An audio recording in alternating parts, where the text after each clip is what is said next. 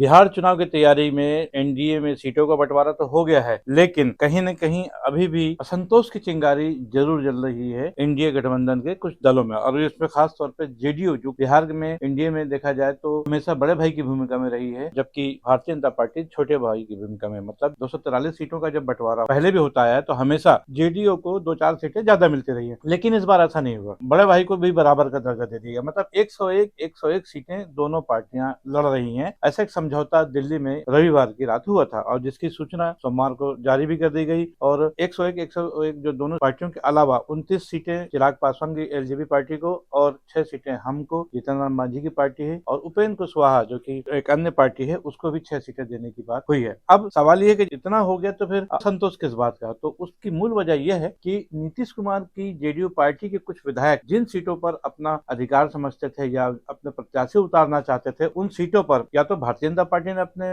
उम्मीदवार घोषित कर दिए हैं या फिर चिराग पासवान ने। इस वजह से खासतौर पे नीतीश कुमार के जो साथी मंत्री, विधायक या बड़े नेता हैं, वो सब काफी नाराज हैं। और इस संदर्भ में कल संजय झा, जो कि अध्यक्ष हैं जेडीयू के, उनके निवास पर भी कल बैठक हुई थी, और उसमें भी काफी असंतोष उभरा था पार्टी के नेताओं के बीच। और आज वही असंतोष जब दिन में देखने को मिला, तब नीतीश कुमार ने भी इस बारे में नाराजगी जाहिर की। क्या असंतोष है जेडीयू के नेताओं के बीच में? अगर हम इस पर चर्चा करें तो आपको 5-6 मुद्दे ऐसे बता देंगे जो कि आपको भी लगेगा कि हाँ, वास्तव में एनडीए में सीटों के बंटवारे के बावजूद भी कहीं न कहीं असंतोष नजर आ रहा है। उनमें सबसे जो पहला पॉइंट है, पिछले 20 सालों में जब जब भी जेडीयू और भाजपा का गठबंधन हुआ, जेडीयू को हमेशा सीटें ज्यादा मिली थी, लेकिन इस बार बराबर बराबर सीटें मिली। एक पहली वजह यह है। और जो दूसरी वजह है वो है, मुख्यमंत्री के चेहरे पर भारतीय जनता पार्टी ने अभी तक अपने पत्ते नहीं खोले हैं। मतलब वो ये कह तो रहे हैं कि नीतीश कुमार के चेहरे पर चुनाव लड़ा जाएगा, लेकिन भारतीय जनता पार्टी ये कहने को तैयार नहीं है यदि एनडीए गठबंधन को बहुमत मिल गया या उनकी सरकार बन गई तो नीतीश कुमार ही मुख्यमंत्री बनेंगे 10वीं बार। ये नहीं कह रही भारतीय जनता पार्टी, और इस बात को लेकर जेडीयू के तमाम नेता नाराज हैं कि बीजेपी इस बारे में पत्ते क्यों नहीं खोल रही है। तो दूसरी वजह यह है। एक जो तीसरी वजह है वो ये है, बीजेपी और एलजेपी ने जेडीयू के दावे वाली सीटों पर अपने प्रत्याशी घोषित कर दिए हैं, जिससे जेडीयू के कई नेता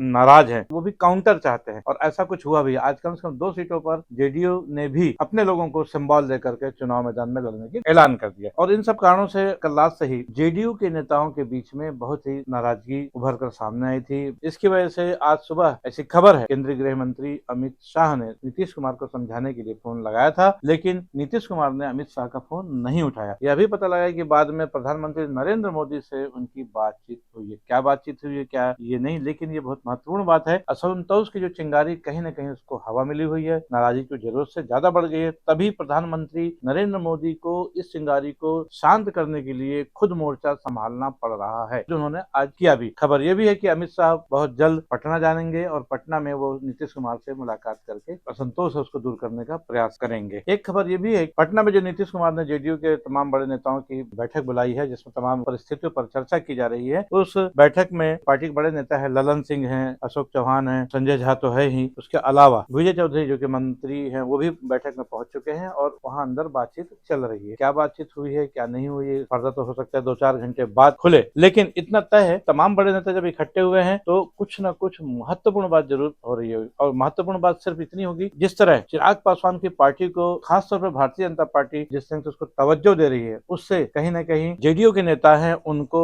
तकलीफ हो रही है। और उनको लग रहा है जिस तरह से 29 सीटें उनको दी गई हैं चिराग पासवान की पार्टी को, उसमें से वो सीटें खासतौर पर जो जेडीयू के अधिकार क्षेत्र में आती थी, वो तकलीफ जेडीयू के नेताओं को ज्यादा है। इसलिए ये माना जा रहा है आज की जो बैठक फिलहाल पटना सीएम हाउस में चल रही है, उसमें कोई बड़ा निर्णय हो जाए। एक खतरा, जो सुगबुगाहट जो है, हालांकि इसकी संभावना कम है, लेकिन राजनीति में कभी भी किसी के साथ कुछ भी हो सकता है। ये कहावत आज फिर चरितार्थ हो सकती है, क्योंकि नीतीश कुमार वैसे भी कई बार पाले बदलने के लिए जाने जाते हैं। पलटू राम तक उनको कह दिया गया है। इस बार एनडीए ने सीटों के बंटवारे में तो बाजी मार ली, लेकिन सीटों के बंटवारे के बाद जो असंतोष चल रहा है, उसको शांत करना फिलहाल एनडीए के लिए सबसे बड़ी चुनौती बन गया है। एनडीए में चल रहे असंतोष के बीच आज बाहुबली नेता अनंत सिंह ने मोकामा से अपना पर्चा दाखिल कर दिया है। अनंत सिंह ये वही नेता है जिनको AK-47 और गोला बारूद के मामले में 10 साल की सजा हो गई थी। पिछले साल ही अदालत से बरी हुए हैं। आपको ये भी बता दें कि अनंत सिंह पिछले 2020 के चुनाव में आरजेडी के टिकट पर चुनाव लड़े थे, लेकिन इस बार उन्होंने पाला बदल के एनडीए में शामिल हो गए, और उन्होंने जेडीयू के टिकट पर आज अपना नामांकन दाखिल किया। बाहुबली नेता अनंत सिंह के साथ नामांकन भरते समय लगभग 1000 कारों का काफिला नजर आया, और चारों तरफ जैसा उनका नाम है, उनका प्रभाव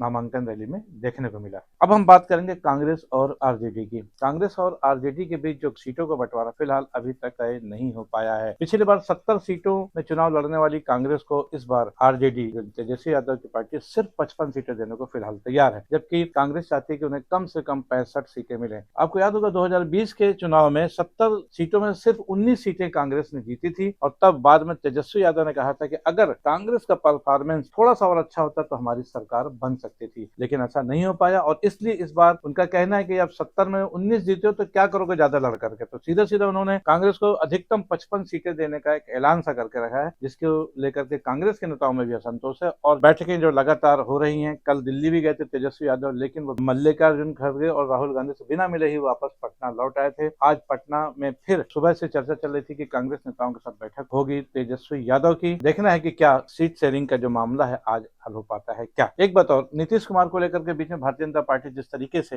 ये प्रचार कर रही थी कि उनका स्वास्थ्य आजकल ठीक नहीं रहता, तो ऐसा लगता कि कहीं ना कहीं भारतीय जनता पार्टी भले ही आज पत्ते नहीं खोल रही है, लेकिन उसके मन में भी बात आ चुकी है कि यदि एनडीए गठबंधन को बहुमत मिलता है तो किसी नए चेहरे पर भी भाजपा दांव लगा सकती है।